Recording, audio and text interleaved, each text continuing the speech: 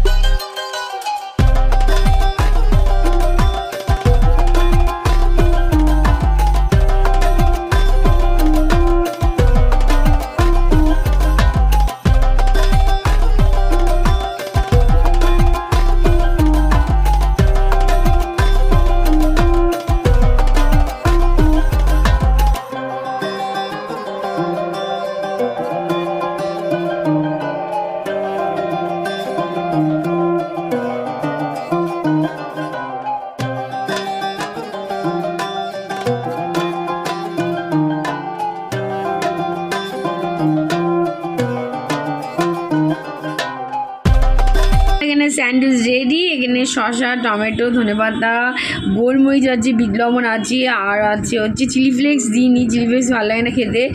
সাথে দিয়েছি tomato sauce, কিন্তু ঝুমি টমেটো সস খায় না, সুতরাং আমারটা আমি দিয়ে নিয়েছি। আর বাড়িতে সবাই তো হচ্ছে দিয়ে দিয়েছি, ভাই তো খেয়ে বেরিয়ে গেছে। তা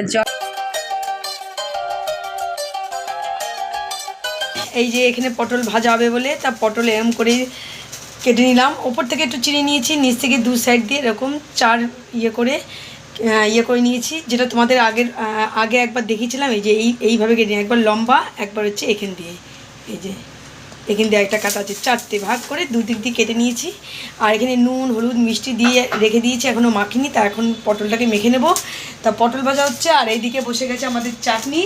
তা এই পটল ভাজা হলে আমাদের রান্না শেষ, রান্নাঘরে কাজ হয়ে যায়। আর এখানে বাসন শুধু হতে হতে হাতে হাতে মেজে নিয়েছিলাম বলে এখন আর কিচ্ছু নেই, শুধু প্রেশার কুকারটা মেজে নেবো, হয়ে যাবে। হলো ওদিকে তো যে রান্না বসে গেছে, আর এদিকে দেখো আলুটা সিদ্ধ হয়ে গেছে, চাল ধোয়া হয়ে গেছে, ধুয়ে রেখে দিয়েছি। ভাত একদম আজকে লাস্টে বসবে। আর এদিকে চলো টমেটো লাগবে, টমেটোটা হচ্ছে বের করি, কারণ টমেটোটা কাটতে ভুলে গেছিলাম। তা চলো ঝুমি টমেটোটা কেটে দেবে, তো চলো ফটাফট আগে বের করে নিই।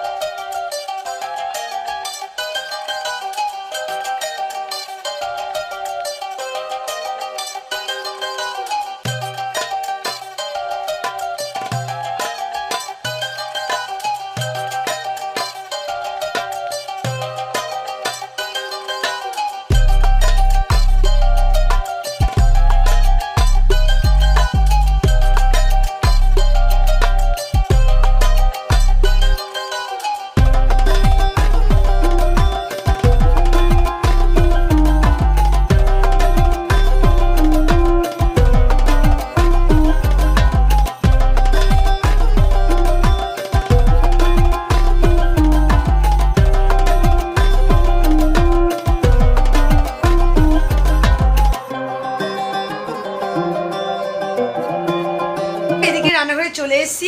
আর আজকে কেন এই না কাজে একদম এনার্জি লাগছে না, কেন একটা ঘুম ঘুম পাচ্ছে। আর সকাল থেকে ওয়েদারটাও সেরকম ছিল, হয়তো ওয়েদারের জন্য হয়তো এরকম হচ্ছে, ওদের ঘুম ঘুম পাচ্ছে, এনার্জি আসছে না। তা চট করে রান্নাঘরে চলে এসেছি চাটা মাকে বললাম মা একটু চাটা বানাই।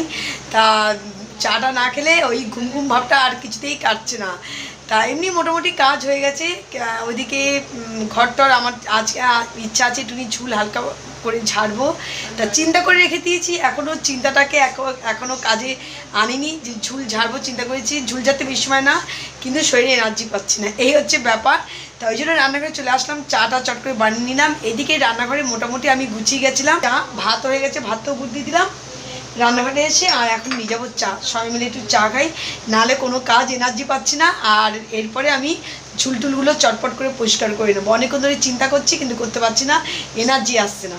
চলো আগে চাটা খাই। এই হয়ে গেছে আমাদের চা রেডি, দেখতে পাচ্ছ এই যে চা। আর গ্লাসের চাটা অনেকদিন পর তানি বলে আমাকে একটু দিবি গ্লাসের চা, তা গ্লাসের চা দিলাম ওকে। আর এই যে রেডি হয়ে গেছে আমাদের চা। তা চলো আগে চাটা খাই।